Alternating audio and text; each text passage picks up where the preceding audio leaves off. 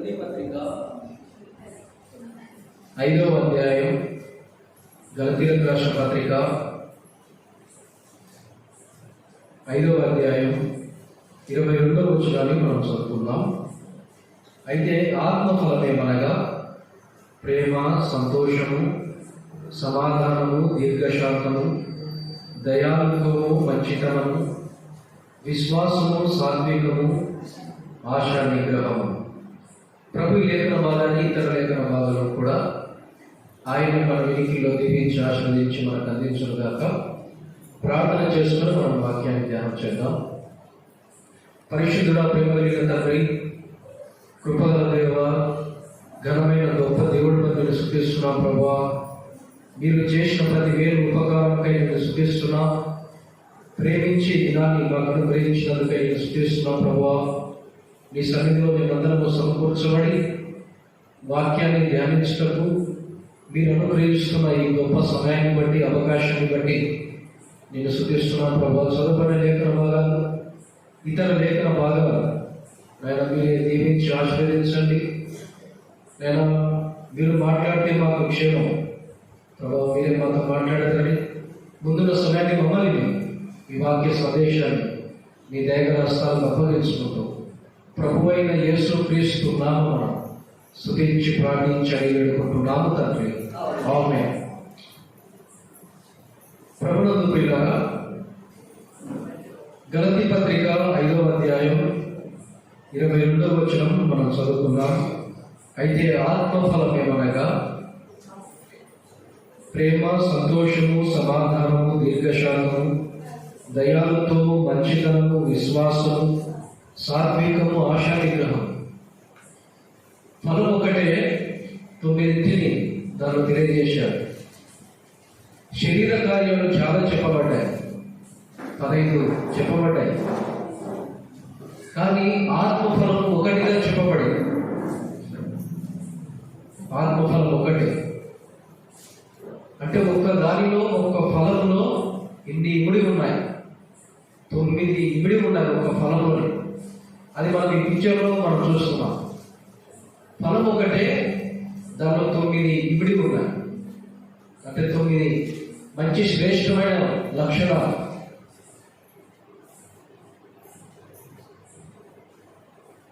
ఈ ఆత్మఫలము యేసు ప్రభువుకు పట్టమని మనం చూసాం. అంటే యేసు ప్రభువులో సంపూర్ణంగా ఆత్మఫలంలో ఏవైతే ఉన్నాయో అవన్నీ కూడా యేసు ప్రభువులో సంపూర్ణంగా ఉన్నాయి. కాబట్టి ఆత్మఫలము యేసు ప్రభువు సాదృశ్యంగా మనం చూసాం. గత దినాల్లో వరుస ధ్యానాలుగా ఆత్మఫలంలో ప్రేమను గురించి ధ్యానం చేశాం. ప్రేమ దోషములను కప్పేదని, ప్రేమ ప్రాణము పెట్టేదని, ప్రేమ శ్రేష్టమైనదని మనం చూశాం. రెండవది సంతోషం. అంటే ఎవరికి సంతోషం ఇవ్వబడుతుంది అనే విషయాలు మనం కొన్నింటిని చూశాం.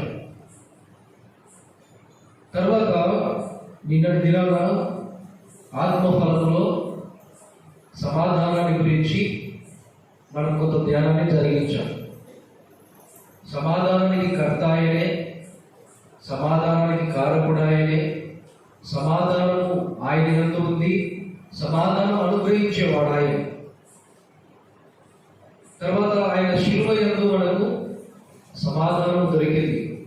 ఆయన పునరుద్ధరణ చేసిన తర్వాత కూడా చాలాసార్లు సమాధానంగా ఉండండి అని ఆయన ప్రత్యక్షమైనప్పుడు తెలియజేసిన మాట. తర్వాత ఎవరికి సమాధానం ఇవ్వబడుతుందంటే ఆయనకి ఇష్టమైన వారికి సమాధానం ఇవ్వబడుతుంది. ఎవరికి ఇష్టపడతాడో కూడా మనం చూసాం. తర్వాత సమాధానం మనం ఎలా కలిగి ఉండాలి,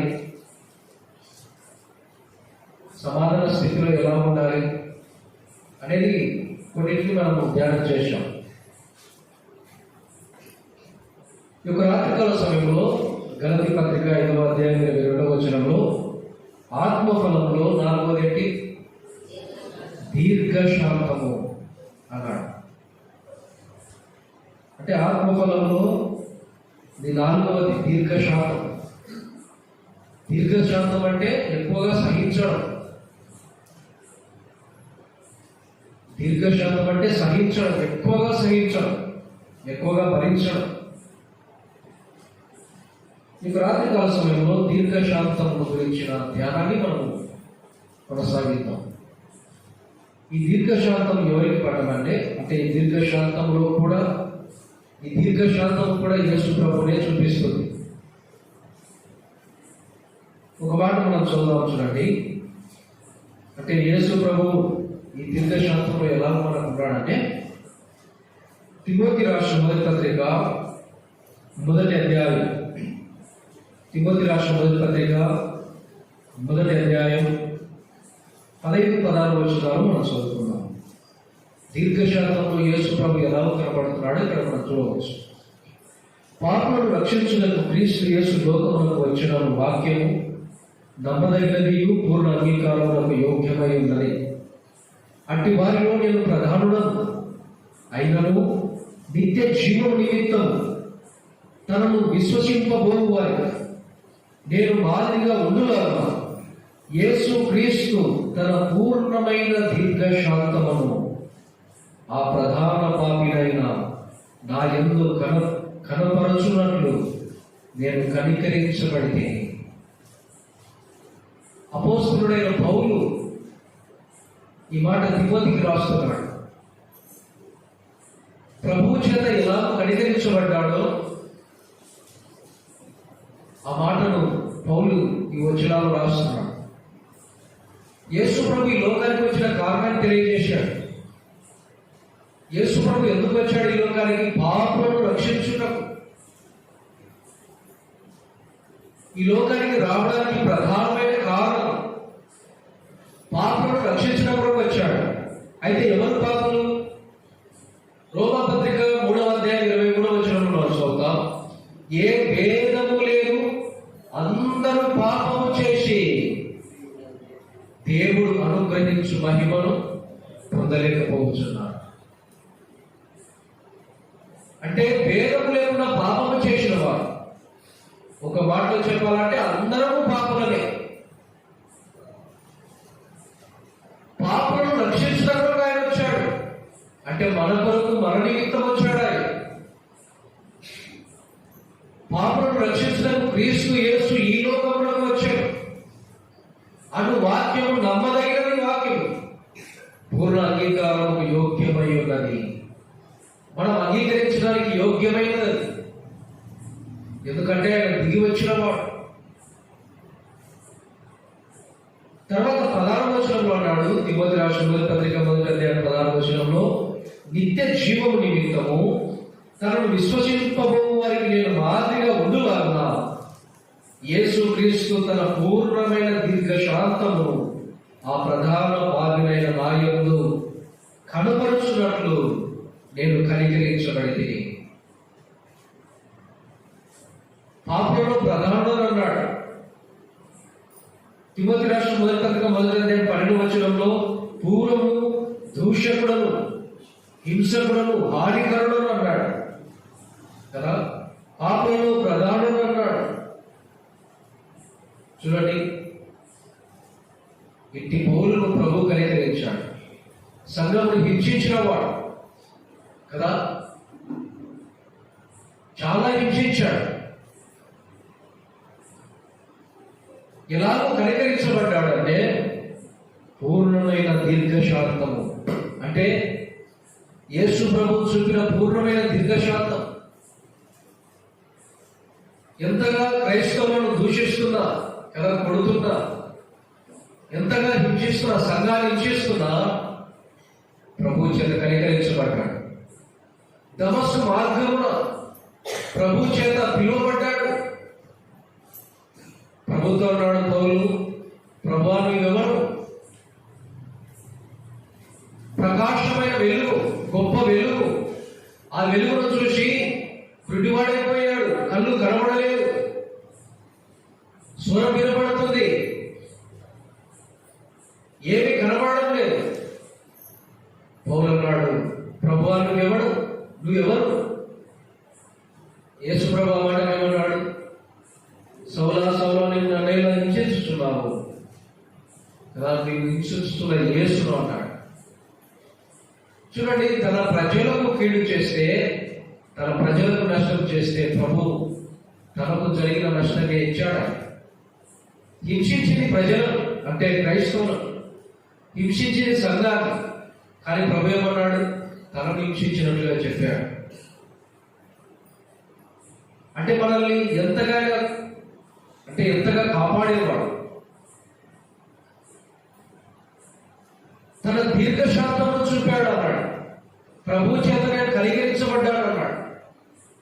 ప్రభువుగా యేసు ప్రభులో పూర్ణమైన దీర్ఘశాంతం ఉంది. పాపులలో ప్రధానుడైన పౌలునే కనికరించేవాడు. నేటి రాత్రి కాలంలో నిన్ను కూడా కనికరిస్తాడు. పాపులలో ప్రధానుడు అన్నాడు కదా, హింసించినవాడు, దూషించినవాడు, స్టెఫను మరణాన్ని సమ్మతించినవాడు పాపులలో ప్రధానుడు అన్నాడు. అటువాడి కనికరించబడితే నీవు నేను ఎందుకు కనికరించబడను? కాబట్టి ప్రభు చేత కనికరించబడాలంటే ఆయన నామంలో విశ్వాసం ఉంచాలి. అప్పుడు మనం కనికరించబడతాం. సరే, యేసు ప్రభువులో పూర్ణమైన దీర్ఘశాంతం ఉందని మనం చూశాం కదా. సరే, దేవుని వైపుగా మనం చూద్దాం. దేవునిలో కూడా ఎంత దీర్ఘశాంతం ఉందో ఒక మాటను మనం చదువుదాం. చూడండి, నిర్గమకాండం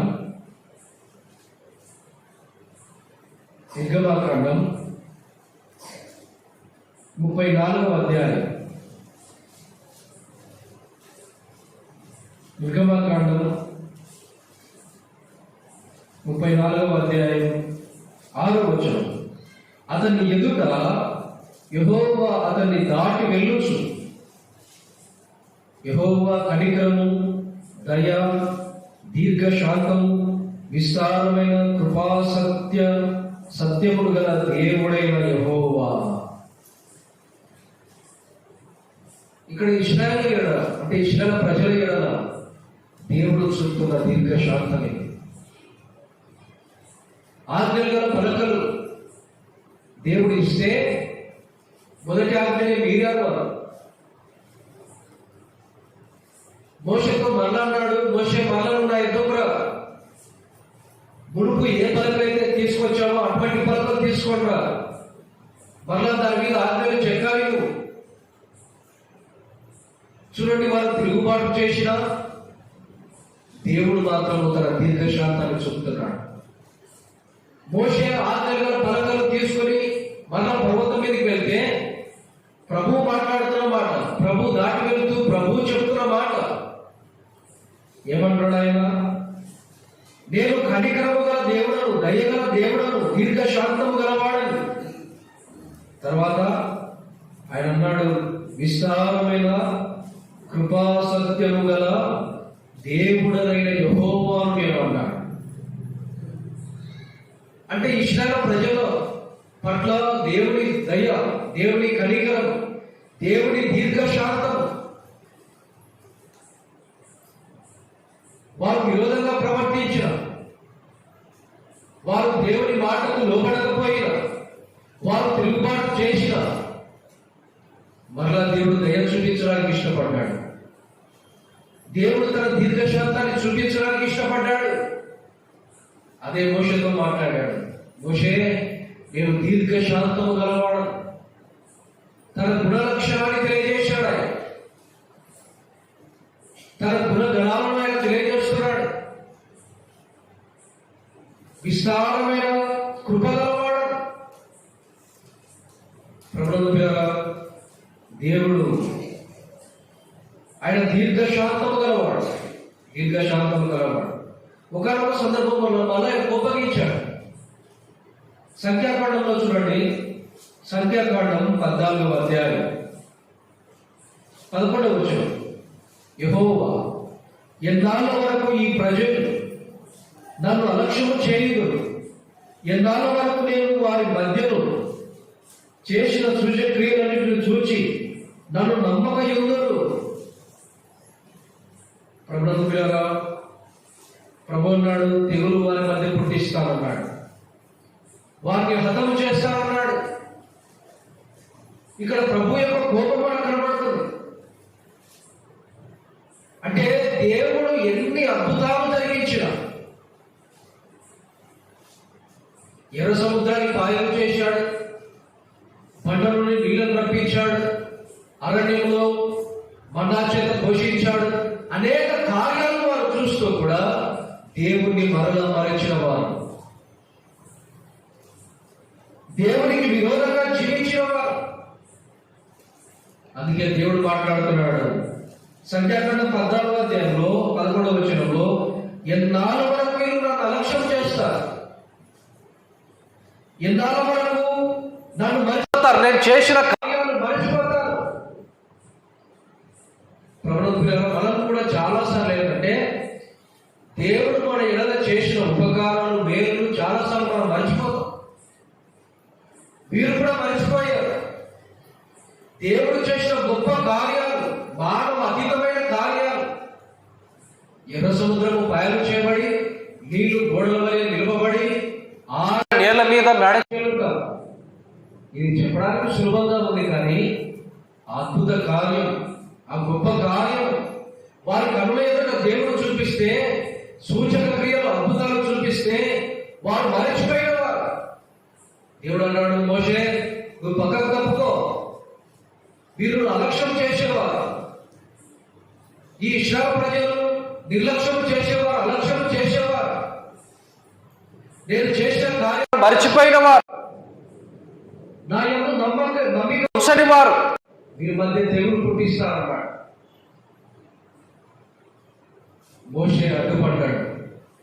ప్రభువా, దేవా, ఐగుప్తు నుండి, బానిసత్వం నుండి, దాస్యత్వం నుండి విడిపించి కానానుకు నడిపిస్తానని వాగ్దానం చేసి మధ్యలో వీరిని సంహరిస్తావా? నువ్వు చేసిన వాగ్దానం జ్ఞాపకం చేసుకో. ప్రభుత్వ ఇక్కడ మోషే జ్ఞాపకం చేశాడు. 14వ అధ్యాయం, సంఖ్యాకాండం 14వ అధ్యాయం 16వ వచనంలో చూడండి, ప్రమాణ పూర్వకంగాను తాను ఈ జనులకు ఇచ్చిన దేశమందు వారిని చేర్చుటకై శక్తి లేక యెహోవా వారిని అరణ్యంలో సంహరించాలని చెప్పుకుందరు. యెహోవా దీర్ఘ శాంతుడు, కృపాతిశయుడు, దోషమును అతిక్రమణను పరిగణించువాడు. ప్రభువు పిల్లలు, ఇక్కడ మోషే జ్ఞాపకం చేశాడు. ఏమని జ్ఞాపకం చేస్తున్నాడు మోషే అంటే, వినండి అందరూ చూడండి. ప్రభువా, నువ్వు ప్రమాణం చేశావు, వాగ్దానం చేశావు అనడం లేదు. ఇక్కడ ఏమంటున్నాడు? ప్రమాణం చేశావు. ప్రమాణానికి వాగ్దానానికి తేడా ఉందండి. ప్రమాణానికి వాగ్దానానికి, ప్రమాణం అంటే ప్రతిజ్ఞ చేయడం, అంటే వాగ్దానం కంటే పవర్ఫుల్ ఇంకా, వాగ్దానం కంటే శక్తి కలిగింది ఇంకా. ప్రమాణం చేశాడు ఆయన తోడని, ప్రమాణం చేశాడు. వాగ్దానం కంటే ఇంకా పవర్ఫుల్ ఇది. ప్రభుత్వ మోషే అంటున్నాడు, ప్రభువా, నువ్వు దీర్ఘశాంతము గలవాడు, కృపాతిశయము గలవాడు. నిర్గమకాండం 34వ అధ్యాయంలో ప్రభు కృపను గురించి ఏం చెప్పాడు? కదా 34వ అధ్యాయంలో విస్తారమైన కృప కలిగిన వాడు అన్నవాడు కదా, విస్తారమైన కృప. ఇక్కడ ఏమన్నాడు? సంఖ్యాకాండం 14వ అధ్యాయంలో కృపాతిశయుడు గలవాడు. ఆయన కృపను గురించి మనము ఆలోచిస్తుండగా ఒక మాట మనం చూద్దాం. చూడండి, ఆయన కృపలో ఎట్టి దేవుడు, మనం కొద్ది విషయాలు ఆలోచన చేద్దాం. ఒక మాట మనం చూద్దాం. చూడండి, 86వ కీర్తన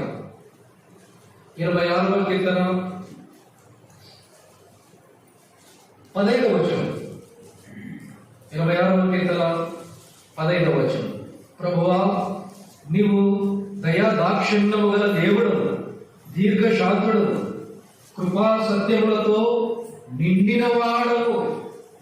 దేవుడు ఎలాంటి దేవుడు? ఆయన కృపా సత్యముతో నిండినవాడు. అంటే సమృద్ధిగా ఉంది ఆయనలో. కృపా సత్యముతో నిండినవాడు ఆయన. ఇంకొక మాట మనం చూద్దాం, చూడండి. 103వ కీర్తన 8వ వచనం. యెహోవా దయా దాక్షిణ్య పూర్ణుడు, దీర్ఘశాంతుడు, కృపా సమృద్ధి కలిగిన వాడు. చూడండి, కృపాతిశయం గలవాడు, కృపా విస్తారం కలిగిన వాడు కదా, కృప చేత నింపబడిన వాడు. అంత మాత్రమే కాదు, కృపలో సమృద్ధి కలిగిన వాడు. ఇంకొక మాట మనం చూద్దాం, చూడండి. 145వ కీర్తన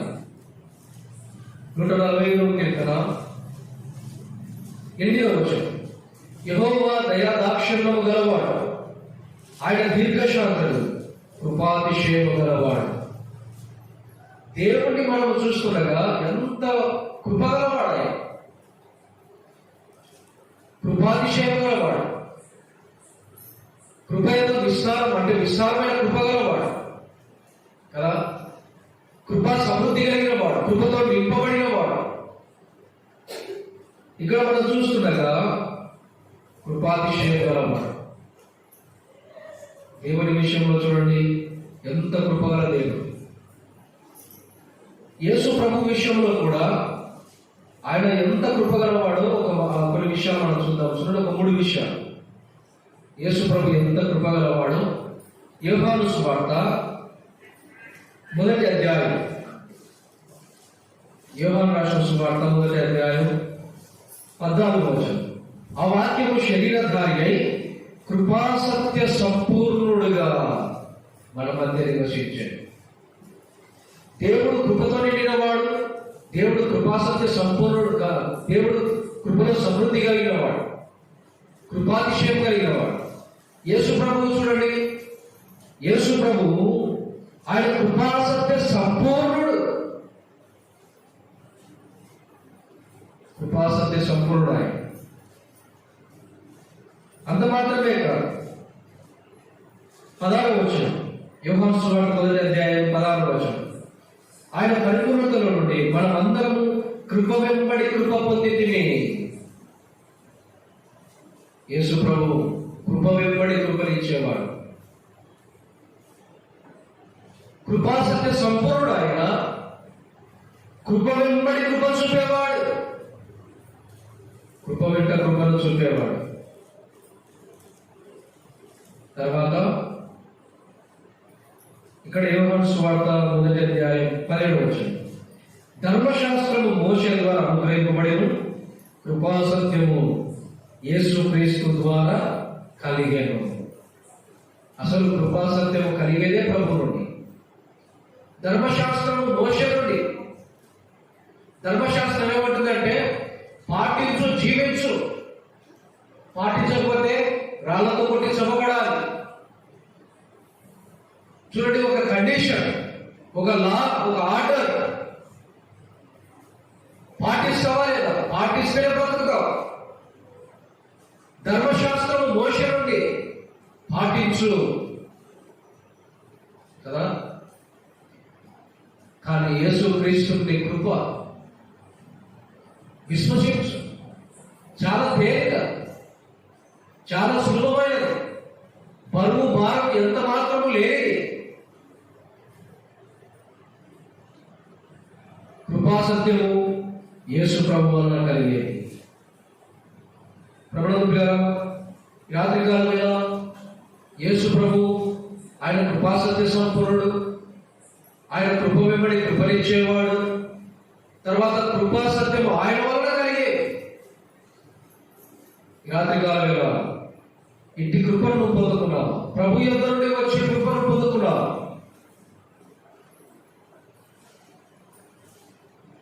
మనం కృప ద్వారా రక్షింపబడతాం. ఎఫెసీ పత్రికలో మనం చూద్దాం, మీరు విశ్వాసం ద్వారా కృప చేత రక్షింపబడి ఉన్నారు, ఇది మీ క్రియల వలన కలిగినది కాదు, దేవుని వరం అంటాడు. మనం రక్షింపబడాలంటే ఏదో చెయ్యాలి కదా, ఏదో పాటించాలి. సాధించాలి, ఏదో చెయ్యాలి. ఏమి చేసినా రక్షింపబడలేదు. దాన ధర్మాలు, పుణ్యకార్యాలు ఏమి చేసినా, మంచి కార్యాలు, సత్క్రియలు ఏమి చేసినా నిన్ను రక్షించలేవు. నిన్ను రక్షించగలిగిన ఏకైక దేవుడు ప్రభు అయిన యేసుక్రీస్తే. కృప ద్వారా రక్షింపబడతాం. కృప ద్వారానే మనం రక్షింపబడతాం. యేసు ప్రభునందు విశ్వాసం ఉంచాలి. యేసు ప్రభునందు విశ్వాసం ఉంచితే కృప ద్వారా మనం రక్షింపబడతాం. మొదటగా ఇశ్రాయేలు ప్రజల ఎడల దేవుని దీర్ఘశాంతం. మోషే అడ్డుపడి, ప్రభువా వీరిని క్షమించు, అడ్డుగా నిలబడ్డాడు. దేవుడు ఏదైతే ప్రమాణం చేశాడో మోషే ఆ ప్రమాణాన్ని జ్ఞాపకం చేశాడు. ప్రమాణం చేశావు కదా, కారణం దేశం నీకు ఇస్తానని.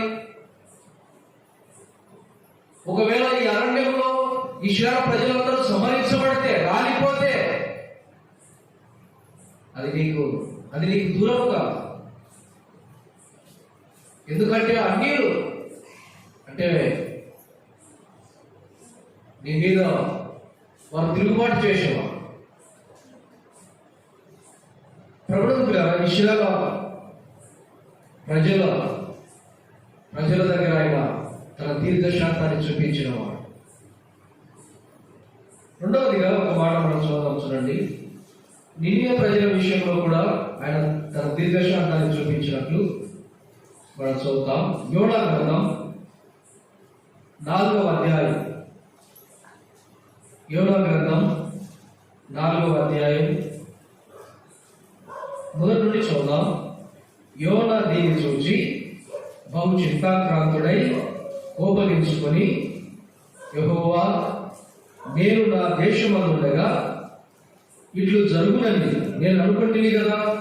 ఇందువలననే నీవు కటాక్షమును, జాలియు, బహు శాంతమును, అత్యంత కృపగల దేవుడవై ఉండి పశ్చాత్తాపపడి కీడు చేయక మాడు అని నేను తెలుసుకొని దానికి ముందుగానే తార్షీషునకు పారిపోతుంది. ఇక్కడ చూడండి,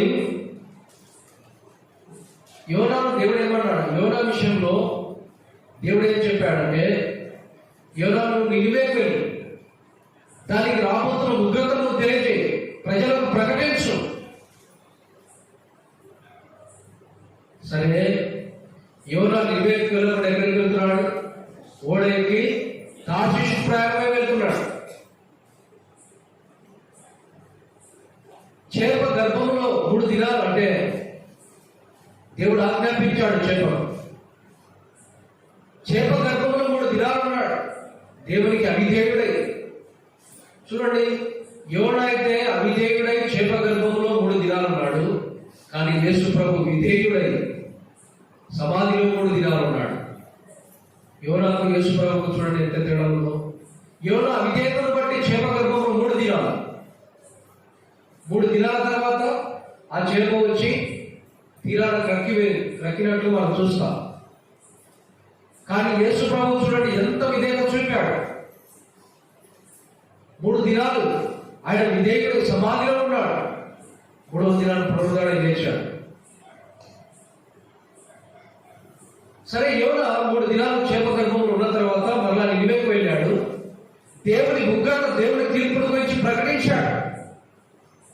ఈ పట్టణం, నినివే పట్టణం నాశనం కాబోతుంది.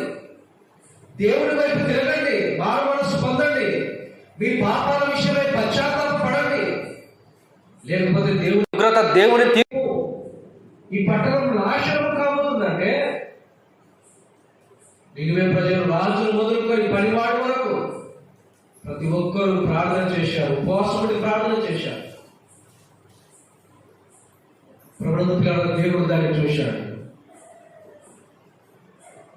దేవుడు దాన్ని చూసి పశ్చాత్తాపుడయ్యాడు.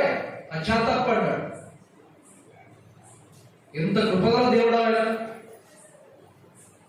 3వ అధ్యాయంలో చూడండి, యోనా గ్రంథం 3వ అధ్యాయం 10వ వచనం. ఈ నినివే వారు తమ చెడు నడతను మానుకొనగా వారు చేయుచున్న క్రియలను దేవుడు చూచి పశ్చాత్తప్తుడై వారిని చేయుదునని తాను మాట ఇచ్చిన కీడు చేయక మానెను. వారు పశ్చాత్తాపడితే దేవుడు చూశాడు, దేవుడు కనికరపడ్డాడు, దేవుడే పశ్చాత్తాపడయ్యాడు. చెయ్యాలనుకున్న కీడు, నాశనం చేయాలనుకున్నాడు నినివే పట్టణాన్ని, కానీ పశ్చాత్తాపడై చేయాల్సిన కీడు ఆయన మానుకున్నాడు.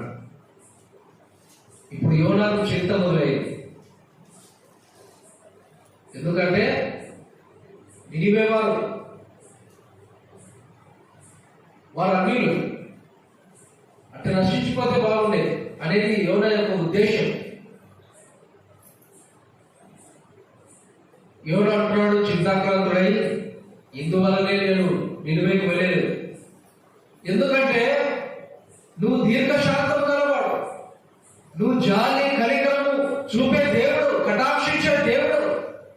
పశ్చాత్తాపడితే మానవుడి నువ్వు వైపు తిరిగి పశ్చాత్తాపడితే నువ్వు క్షమించేవాడు, దయ చూపించేవాడు, కనికరపడేవాడు, దీర్ఘశాంతాన్ని చూపే దేవుడు.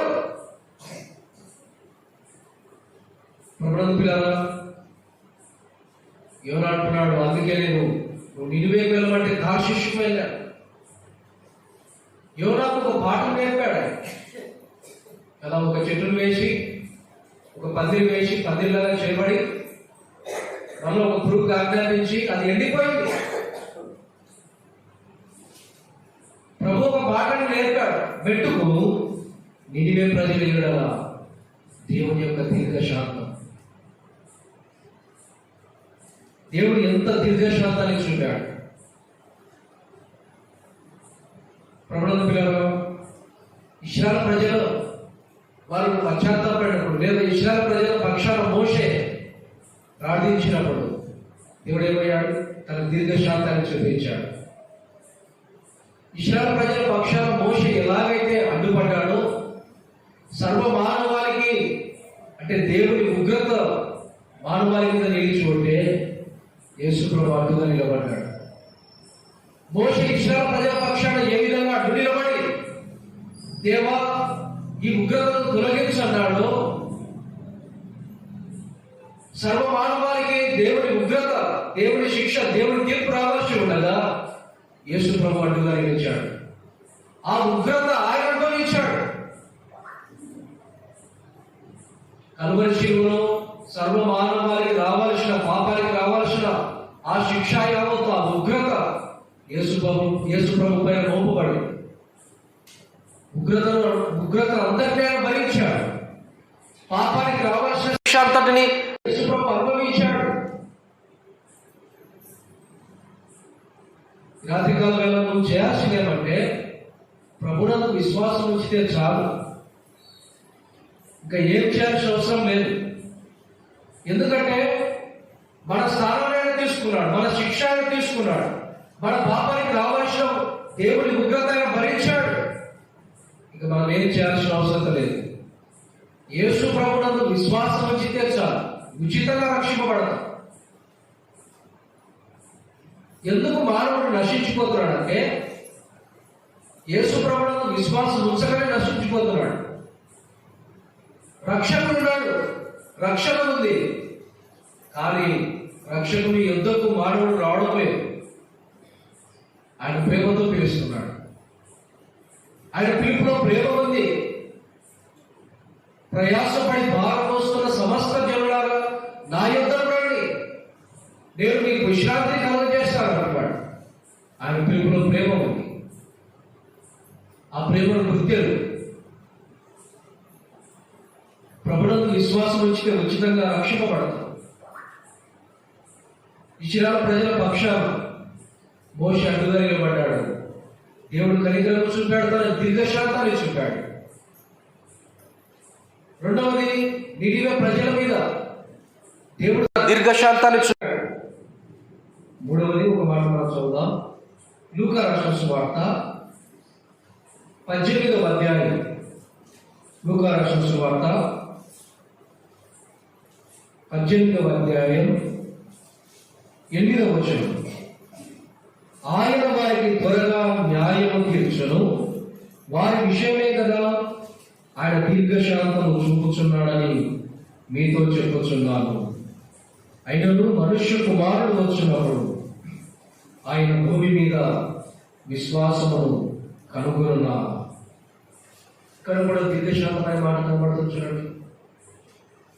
ఇక్కడ ఒక సందర్భాన్ని ప్రభు తెలియజేశాడు. ఒక అన్యాయమైన న్యాయాధిపతి ఉన్నాడు. విధవరానికి తన ప్రతివాదికి మధ్య ఒక చిన్న విభేదం ఉంది కదా, ఒక వివాదం ఉంది. ఈ అన్యాయమైన న్యాయాధిపతి దగ్గరికి ఆ విధవరాలు సారికి వచ్చి గోజాడింది. నాకు నా ప్రతివాదికి న్యాయం తీర్చమని సారికి వచ్చి ఆ విధవరాలు గోజాడితే అన్యాయస్తుడు ఒకరోజు అనుకున్నాడు, ఈమె నన్ను వచ్చి తొందర పెట్టకుండా ఈమెకు న్యాయం తీర్చాలనుకున్నాడు. అన్యాయస్తుడైన న్యాయాధిపతే విధవరాలు వచ్చి గోజాడితే కనికరపడి కదా న్యాయం తీర్చాలనుకున్నాడు కదా. మరి దేవుడు అన్యాయస్తుడు కాడలే. అదే మాట ప్రభు ప్రస్తావించి అన్నాడు. అంటే అన్యాయస్తుడైన న్యాయాధిపతికి దేవునికి మధ్య వ్యత్యాసాన్ని ఇక్కడ ప్రభు చూస్తున్నాడు. అన్యాయస్తుడైన న్యాయాధిపతి దగ్గరికి పదే వెళ్ళి గోజాడితే న్యాయం తీర్చాలనుకున్నాడు. దేవుడికి తేడా చూపించాడు. దేవుడు ఎలాంటి వాడైనా అన్యాయస్తుడు కాడు, త్వరగా న్యాయం తీరుస్తాడు. అన్యాయస్తుడైన న్యాయాధిపతికి దేవుడికి ఉన్న తేడా చూపించాడు యేసు ప్రభు. ప్రభు అన్నాడు న్యాయం తీరుస్తాడు. 8వ వచనంలో ఆయన వారికి త్వరగా న్యాయం తీరుస్తాడు. అన్యాయస్తుడైన న్యాయాధిపతి దగ్గరికి సారి గోజాడింది. ప్రభు అన్నాడు వారి విషయమే కదా ఆయన దీర్ఘశాంతము చూపుచున్నాడని మీతో చెప్పుచున్నాను. ఈ మాట మనకు అర్థం కావాలి. అన్యాయస్తుడైన న్యాయాధిపతి దగ్గరికి విధవరాలు గోజాడుతున్నట్లు ప్రభు పిల్లమైన మనము భూమి మీద నుండి మనము దేవుడికి ప్రార్థన చేస్తుండగా దేవుడి పిల్లలమైన మనకు కూడా ఆయన న్యాయం తీరుస్తాడు.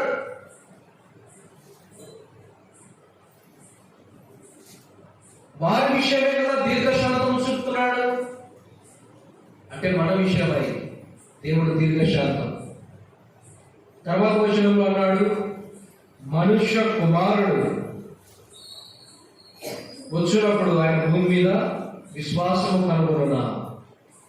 అంటే రెండవ రాకడకు వచ్చేంత వరకు ప్రేమ చల్లారిపోతుంది కదా. అంటే స్వచ్ఛమైన విశ్వాసాన్ని ఆయన కనుగొంటాడు. రెండవ రాకడ స్వచ్ఛమైన విశ్వాసం. ఇక్కడ దేవుడు దీర్ఘశాంతము చూపుతున్నట్టుగా మనం చూస్తున్నాం. ప్రభు పిల్లలుగా మనం ఉన్నాము. విధవరాలు గోజాడినట్లుగా భూమి మీద మనం దేవుడికి ప్రార్థన చేస్తున్నాం. అయితే ప్రభు వచ్చినప్పుడు ఏం కనుగొంటాడు? ఆయన విశ్వాసాన్ని కనుగొంటాడు. విశ్వాసాన్ని ఆయన కనుగొంటాడు. స్వచ్ఛమైన విశ్వాసం ప్రభు రాకడం ఆయన వచ్చినప్పుడు స్వచ్ఛమైన విశ్వాసాన్ని ఆయన కనుగొంటాడు. 3 విషయాలు మనం చూసాం. ఒకటి ఇశ్రాయేలు ప్రజలు వారి ఎడల దేవుడు దీర్ఘశాంతము చూపుతాడు. రెండవది నినివే ప్రజల పట్ల దేవుడు తన దీర్ఘశాంతాన్ని చూపుతాడు. మూడవది మన ఎడల దేవుడు దీర్ఘశాంతము చూపుతాడు. 3 విషయాలు. సరే, ఇప్పుడు రక్షింపబడిన తర్వాత మనం ఎలా దీర్ఘశాంతాన్ని అంటే మనలో ఉంచుకోవాలంటే ఒక మాట మనం చూద్దాం. చూడండి, కొలస్సీయులకు రాసిన పత్రిక 1వ అధ్యాయం. కొలస్సీయులకు రాసిన పత్రిక 1వ అధ్యాయం 9 నుండి అంటే 12వ వచనం కలిపి ఉందని చదువుతాం. అందుచేత ఈ సంగతి వినిన నాటి నుండి మేము మీ నిమిత్తము ప్రార్థన చేయుట మానక మీరు సంపూర్ణ జ్ఞానమును ఆత్మ సంబంధమైన వివేకము గలవారును ఆయన చిత్తమును పూర్ణంగా గ్రహించిన వారై ప్రతి సత్కార్యంలో సఫలమగుచు దేవుని విషయమైన జ్ఞానమందు అభివృద్ధి పొందొచ్చు అన్ని విషయాలలో ప్రభువును సంతోషపెట్టినట్లు ఆయనకు తగినట్లుగా నడుచుకున్న వలనని ఆనందముతో కూడిన పూర్ణమైన ఓర్పును దీర్ఘశాంతమును కనపరచున్నట్లు అన్నాడు. అంటే పౌలుకున్న ఆశలు ఎంత గొప్పది, పౌలుకున్న అపేక్ష, పౌలుకున్న ఆశ ఎంత గొప్పది. మనం సంపూర్ణం కావాలి, మనం వివేకము కలిగిన వారు కావాలి, దేవుని చిత్తాన్ని పూర్ణంగా గ్రహించాలి, జ్ఞానంతో అభివృద్ధి పొందాలి, అన్ని విషయాల్లో ప్రభువును సంతోషపెట్టాలి, ఆయనకు తగినట్లుగా మనం నడుచుకోవాలి. ఆనందంతో కూడిన ఓర్పును దీర్ఘశాంతమును మనము అలవరుచుకోవాలి. దేవుడు దీర్ఘశాంతం గలవాడు. యేసు ప్రభు దీర్ఘశాంతం, పూర్ణమైన దీర్ఘశాంతం యేసు ప్రభులో ఉంది. మనం కూడా ఎలా ఉండాలంటే ఇప్పుడు ఏముండాలంటే మనలో ఓర్పును దీర్ఘశాంతము కనపరాలంటే మనం దీర్ఘశాంతం అంటే ఎక్కువ సహనం. దీనికి ఎవరు మాదిరి అంటే యేసు ప్రభు మనకు మాదిరి. యేసు ప్రభు ఎంత దీర్ఘశాంతాన్ని కనపరిచాడు, ఎంత సహనాన్ని కనపరిచాడు. దయ్యమును పట్టినవాడు అన్నారు ఆయన, ఆయన ఓర్పుతో సహించాడు. ఆయన సహనం చూడండి ఎంత గొప్పది. భయంచోపాలు దయ్యముల అధిపతి వలన నువ్వు దయ్యములను నిలబడుతున్నావంటే సహనముతో ఆయన భరించినవాడు, దీర్ఘశాంతాన్ని కనపరిచినవాడు. ఆయన విషయమై అంటే అభ్యంతరపడ్డాడు. మరియ కుమారుడు, వడ్లవాడి కుమారుడు అభ్యంతరపడ్డాడు. ఆయన ఓపికతో ఆయన సహించాడు. వీడు సమరయుడు, దయ్యములు పట్టినవాడు, సమరయుడు అన్నారు. ఆయన ఓపికతో ఓర్పుతో సహించాడు. ఎంత దీర్ఘశాంతమైన కనపరిచాడు.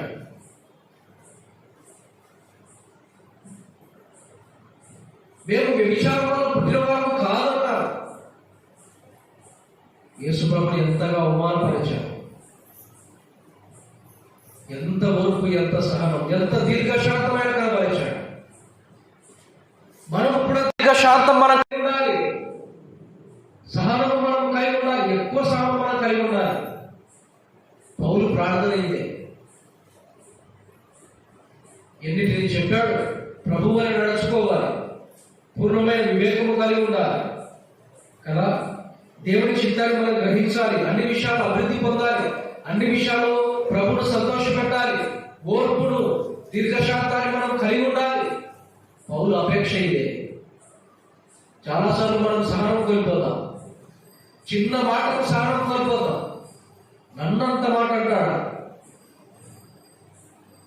నన్నంత మాట అంటుందా చూడండి, సహనం కోల్పోతాం. దీర్ఘశాంతం మనం కలిగి ఉండాలి. కొరింథీయులకు రాసిన 2వ పత్రిక 6వ అధ్యాయం 6వ వచనంలో కూడా చూడండి, ఇక్కడ కూడా దీర్ఘశాంతం గురించి చెప్పబడింది. కొరింథీయులకు రాసిన 2వ పత్రిక 6వ అధ్యాయం 6వ వచనం, పవిత్రతతోను జ్ఞానముతోను దీర్ఘశాంతముతోను దయతోను పరిశుద్ధాత్మ వలన నిష్కపటమైన ప్రేమతో ఎలా ఉండాలంటే మనము పవిత్రతతో, జ్ఞానముతో, దీర్ఘశాంతముతో, దయతో, పరిశుద్ధాత్మ వలన నిష్కపటముతో, దీర్ఘశాంతముతో మనం ఉండాలి. ఆత్మఫలంలో 4వది కదా దీర్ఘశాంతం. ప్రభు ఏదైతే దీర్ఘశాంతము కలిగి ఉన్నాడో మనం కూడా పవిత్రత, జ్ఞానము, దీర్ఘశాంతము, దయను మనం కలిగి ఉండాలి. దీర్ఘశాంతాన్ని గురించి సామెతల గ్రంథంలో చాలా చెప్పాడు. చాలా శ్రేష్టమైన సామెతల గ్రంథము, అది మనం వ్యక్తిగతంగా కూడా స్టడీ చేయాలి. ఎందుకంటే చాలా శ్రేష్టమైన సంగతులు సామెతల గ్రంథంలో రాయబడతాయి. సామెతల గ్రంథంలో దీర్ఘశాంతాన్ని గురించి కొన్నింటిని చూద్దాం. చూడండి, మనకు ఇవ్వబడుతున్న సమయంలోనే సామెతల గ్రంథంలో, సామెతల గ్రంథం 14వ అధ్యాయం 29వ వచనం, దీర్ఘశాంతము గలవాడు ఎలాంటి వాడంట? మహావివేకి, వివేకము గలవాడు. ముక్కోపి ముడతము బహుమానముగా పొందరు. ముక్కోపి అంటే చెప్పండి, ముక్కోపి అంటే ముక్కు మీద కోపం ఉండేవాడు. అంటే వారికి ఒక చిత్తం అంటూ ఉండదు, ఒక విల్లంటూ ఉండదు. ప్రతిదానికి కోప్పడేవాడు, చిన్న విషయానికి కూడా కోప్పడేవాడు. ముక్కోపి ఏంటంటే వాడు లాస్టుకు మూఢత్వం అనే బహుమానం పొందుతాడు. మూఢత్వం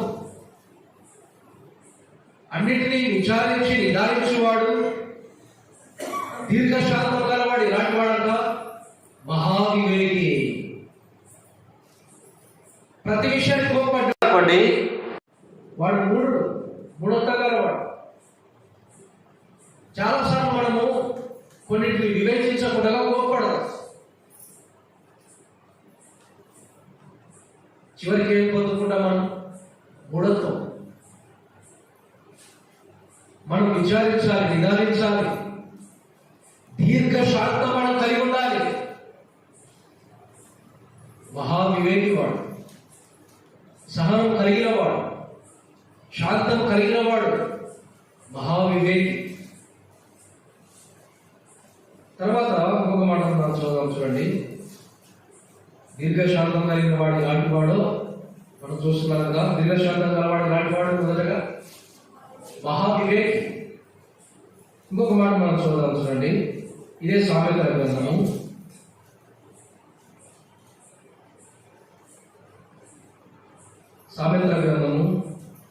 16వ అధ్యాయం 32వ వచనం. సామెతల గ్రంథం 16వ అధ్యాయం 32వ వచనం. పరాక్రమశాలి కంటే దీర్ఘశాంతం గలవాడు శ్రేష్ఠుడు. పరాక్రమం గలవాడి కంటే అంటే శక్తి సామర్థ్యాలు నియంత్రణ లేకుండా ఉండేవాడు, పరాక్రమం కలిగిన వాడు. దేనిపైన నియంత్రణ ఉండదు, ఎందుకంటే బలాన్ని చూసి. నియంత్రణ లేకుండా పరాక్రమం కలిగిన వాడి కంటే ఎవడు శ్రేష్ఠుడంట? దీర్ఘశాంతం కలిగిన వాడు, నియంత్రణ కలిగిన వాడు, తను తాను నియంత్రించుకునేవాడు, వాడు శ్రేష్ఠుడు. అయితే రాత్రికాల వేళ దీర్ఘశాంతం మనలో ఉంటే మనం వివేకం కలిగిన వాడు. దీర్ఘశాంతం మనలో ఉంటే మనము శ్రేష్ఠంగా ఉన్నవారు, శ్రేష్ఠులం మనం. ఎప్పుడు చెప్పండి? దీర్ఘశాంతం మనలో ఉంటేనే. దీర్ఘశాంతం లేకపోతే చెప్పండి, దీర్ఘశాంతం లేకపోతే అవివేకులను, పరాక్రమం ఉన్న లాభమేమి వారు. దీర్ఘశాంతం మనలో ఉండాలి.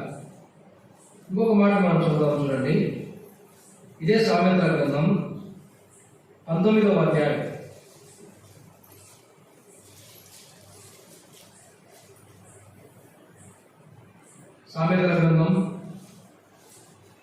19వ అధ్యాయం.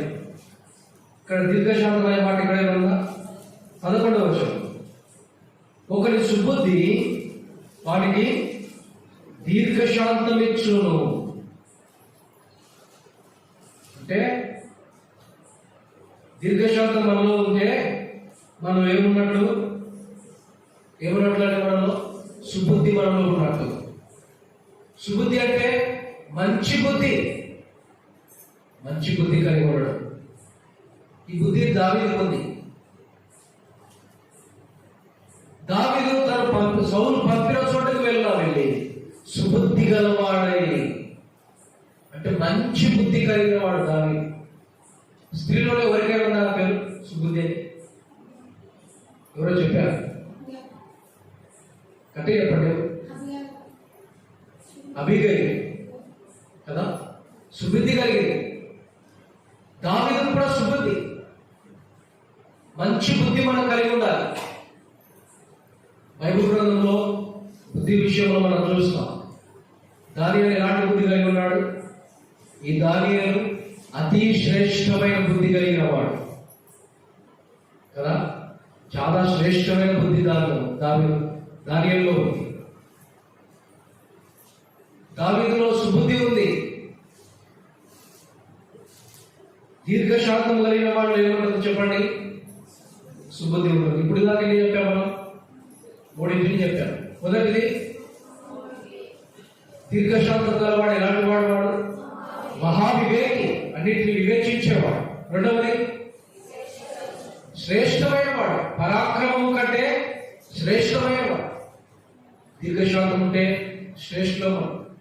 మూడవది దీర్ఘశాంతం మనలో ఉంటే సుబుద్ధి మనలో ఉన్నట్టు. మంచి బుద్ధి, ఉపకారం చేసే బుద్ధి, మేలు చేసే బుద్ధి మనలో ఉంటుంది. ఇంకొక మాట చదువుదాం చూడండి. సామెతల గ్రంథంలోనే 15వ అధ్యాయం. సామెతల గ్రంథం 15వ అధ్యాయం 18వ వచనం. కోపోద్రేక్యుడగు వాడు కలహము రేపును, దీర్ఘశాంతుడు వివాదమును నణిచివేయను. ఇలాంటి వాడంతా దీర్ఘశాంతం గలవాడు. వివాదాన్ని ఏం చేస్తాడు? అణిచివేస్తాడు.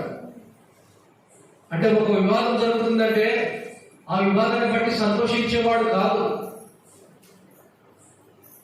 కోపోద్రేకుడైతే కలహం రేపుతాడు. అంటే ఇంకా శిక్షలు పెట్టి అసమాధానాన్ని తీసుకుని వచ్చి నెమ్మది లేకుండా చేసి వివాదాన్ని రేపుతాడు. ఎవడు వాడు? కోపోద్రేకుడు. కోపోద్రేకము కలిగిన వాడు.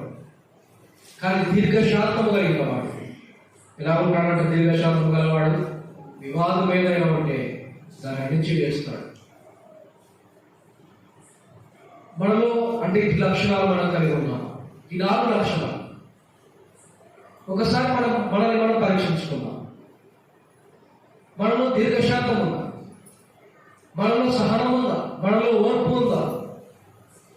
స్వపరీక్ష మనం చేసుకోవాలి. దీర్ఘశాంతం అంటే 4 గొప్ప లక్షణాలు మనలో ఉండాలి. దీర్ఘశాంతం గలవాడు మహావివేకి, దీర్ఘశాంతం గలవాడు శ్రేష్ఠుడు, దీర్ఘశాంతం గలవాడు సుబుద్ధి గలవాడు, దీర్ఘశాంతం గలవాడు వివాదమును అణిచివేసేవాడు.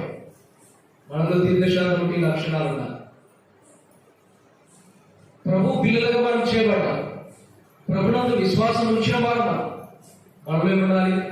దీర్ఘశాంతం ఉండాలి. పౌలు ప్రార్థనలే, పౌలు అపేక్ష, పౌలు కోరిక. ప్రభుని ఎరిగా, ప్రభును నమ్మాం, అయితే మనలో దీర్ఘశాంతం లేదు. దీర్ఘశాంతం మనం కలిగి ఉండాలి. ప్రభుత్వ పిల్లరా, నేను ముగింపు చేస్తున్నాను. అంటే మనం చెప్పుకున్న విషయాలన్నీ ఒకసారి జ్ఞాపకం చేసి మనం ముగింపు చేద్దాం. మొదటగా ఆత్మఫలము ఎవరిని చూపిస్తుంది? యేసు ప్రభువుకు పట్టంగా మనం చూస్తున్నాం. ఆత్మఫలంలో 9 మనం చూస్తున్నాం కదా. 9 గుణలక్షణం శ్రేష్టమైనవి. ఈ శ్రేష్టమైనవి యేసు ప్రభువులో సంపూర్ణంగా ఉన్నాయి. మనలో ఒకటి లేదు, కానీ యేసు ప్రభువులో ఇవి సంపూర్ణంగా ఉన్నాయి. కాబట్టి ఈ ఆత్మఫలం అంతా కూడా యేసు ప్రభువునే చూపిస్తుంది. యేసు ప్రభువులో సంపూర్ణంగా ఇవన్నీ ఉన్నాయి. నేటి రాత్రికాల వేళ దీర్ఘశాంతం, ఆత్మఫలంలో దీర్ఘశాంతం గురించి మనం ధ్యానం చేశాం కదా. దేవుడి దీర్ఘశాంతం ఎవరి ఎడల? ఇశ్రాయేలు ప్రజల ఎడల కదా. మోషేను బట్టి దీర్ఘశాంతాన్ని ఆయన చూపాడు. తన ప్రజల ఎడల, ఇశ్రాయేలు ప్రజల ఎడల ఆయన దీర్ఘశాంతాన్ని చూపాడు. ప్రమాణం చేశాడు. వాగ్దానం కంటే ఇంకా శ్రేష్టమైనది ప్రమాణం. అంటే మనం ప్రతిజ్ఞ చేసేవాళ్ళం కదా చిన్నప్పుడు. ప్రతిజ్ఞ చేయడం వాగ్దానం కంటే విశేషమైనది ప్రమాణం. తన ప్రమాణాన్ని జ్ఞాపకం చేసుకున్నాడు. ఇశ్రాయేలు ప్రజల ఎడల దీర్ఘశాంతాన్ని చూపాడు. రెండవది, నినివే ప్రజల ఎడల దేవుడు తన దీర్ఘశాంతాన్ని చూపాడు కదా. ఉగ్రతలు, శిక్షలు వారి మీదకి రాకుండా పశ్చాత్తాపుడై చేయాల్సిన కీడును ఆయన మారుకున్నాడు. తన దీర్ఘశాంతాన్ని నినివే ప్రజలకు చూపించాడు కదా. యేసు ప్రభు ఎలా ఉన్నాడు అంటే ఈ ఆత్మఫలంలో ఉన్న దీర్ఘశాంతంలో ప్రభు ఎలా ఉన్నాడు అంటే పౌలు చెప్పాడు కదా తిమోతి రాసిన పత్రికలో, ఆయన పూర్ణమైన దీర్ఘశాంతం గలవాడు కదా. అంటే యేసు ప్రభు పూర్ణమైన దీర్ఘశాంతమైన దీర్ఘశాంతం గలవాడు. ప్రభుని గురించి చూశాం అంటే ఆయన ఎంత దీర్ఘశాంతం గలవాడు. దేవుని వైపు చూశాం, ఆయన కృపాసత్య కృపా సమృద్ధి కలిగిన వాడు, కృపతో నింపబడిన వాడు కదా, కృపాతిశయం కలిగిన వాడని మనం చూశాం. యేసు ప్రభువులో మనం మూడింటిని చూశాం కదా. మూడింటిని, ఒకటి కృపాసత్య సంపూర్ణుడు, కృప వెంబడి కృపను అనుగ్రహించేవాడు, తర్వాత కృప ఆయన నుండి కలిగేది. అది మనం చూశాం. సరే, దీర్ఘశాంతాన్ని గురించి మనం ఆలోచించగా నినివే వారి ఎడల, ఇశ్రాయేలు ఎడల, మన ఎడల దేవుడు తన దీర్ఘశాంతాన్ని చూపుతున్నాడు. లూకాసు వార్త 18వ అధ్యాయంలో మనం అదే చదివాం. తర్వాత దీర్ఘశాంతం మనలో ఉంటే 4 శ్రేష్టమైన లక్షణాలు మనలో ఉన్నట్టు కదా. సామెతల గ్రంథంలో మనం చూసాం 4. ఆ 4 మనం ఒకసారి జ్ఞాపకం చేద్దాం.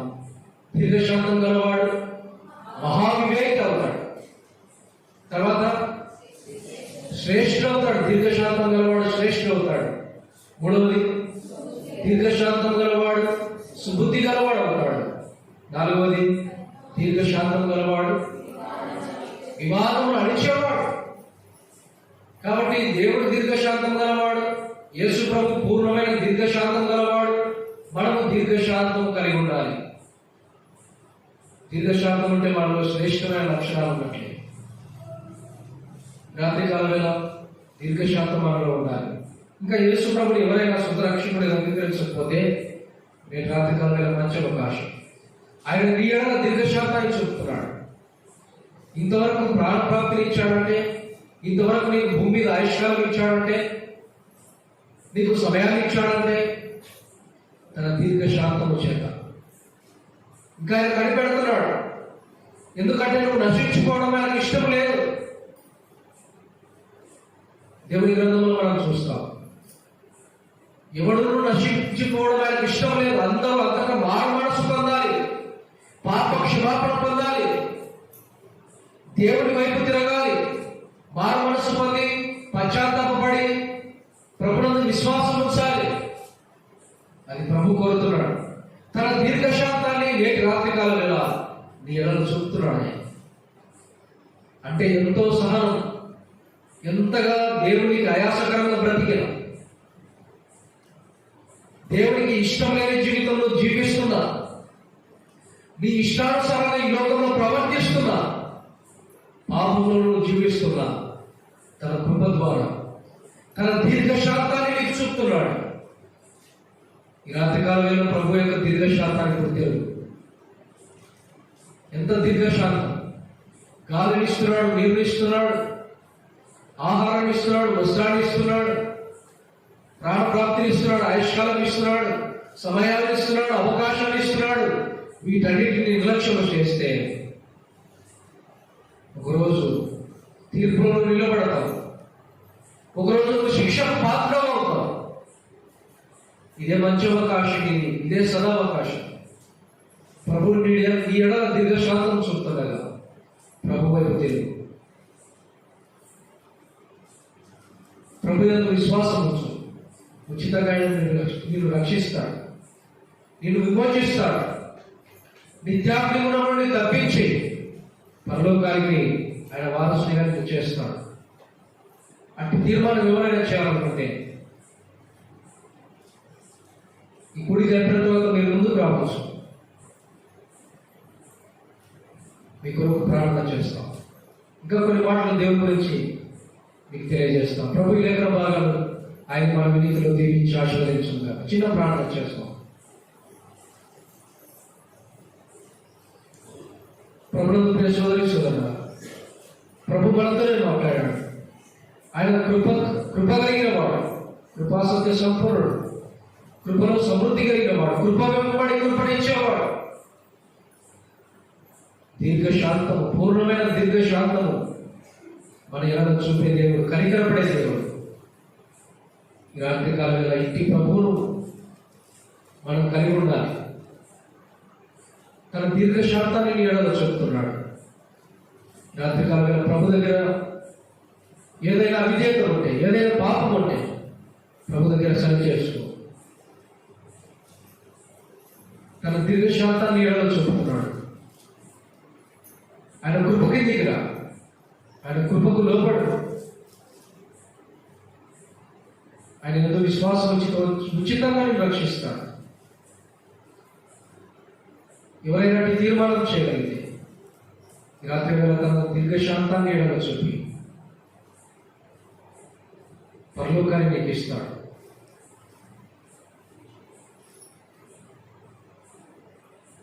ప్రార్థన చేద్దాం. పరిశుద్ధ ప్రేమ కలిగిన తండ్రి, కృపగల దేవ, ధైర్యంగా మా తండ్రి, ప్రేమ నమ్మకం కలిగిన మా ప్రియ పరలోకపు తండ్రి, నీ ఘనమైన, శ్రేష్టమైన, ఉన్నతమైన, మహోన్నతమైన నామాన్ని బట్టి నేటి రాత్రికాలమైన స్తుతులు స్తోత్రములు చెల్లిస్తున్న ప్రభువా, మీరు చేసిన ప్రతి మేలు ఉపకారముకై నేను స్తుతిస్తున్నా ప్రభువా.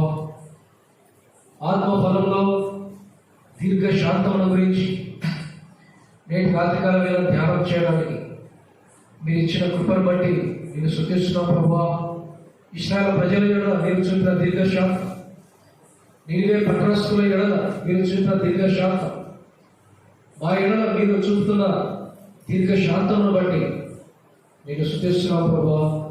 దీర్ఘశాంతం మాలో ఉంటే ప్రభా ఎట్టి ధన్యత ఉందో, ఎట్టి ఆశీర్వాదాలు ఉన్నాయి. మీరు మాతో మాట్లాడిన ప్రతి మాటను బట్టి నేను స్తుతిస్తున్నా ప్రభువా. నీ సన్నిధిని ప్రేమించి రాగలిగిన ప్రతి ఒక్కరిని దీవించండి, ఆశీర్వదించండి. రాలేక ఆగిపోయిన వారిని కటాక్షించండి, మరొక అవకాశాన్ని అనుగ్రహించండి. రాత్రికాల సమయంలో అయినా నీ వాక్యాన్ని ధ్యానించడానికి మీరు ఇచ్చిన ఈ కృపను బట్టి స్తుతిస్తుంది. అయినా విత్తబడిన వాక్యము మా హృదయాలు గౌరవంగా గ్రహించడానికి మీ కృపను, మీ సహాయాన్ని మాకు అనుగ్రహించడానికి ముందున్న సమయాన్ని మమ్మల్ని మేము మీ దగ్గర అవసరాలను అప్పగించుకోండి. ప్రభు అయిన యేసుక్రీస్తు నామమున స్తుతించి ప్రార్థించి అడిగి వేడుకుంటున్నాము తండ్రి. ఆమేన్.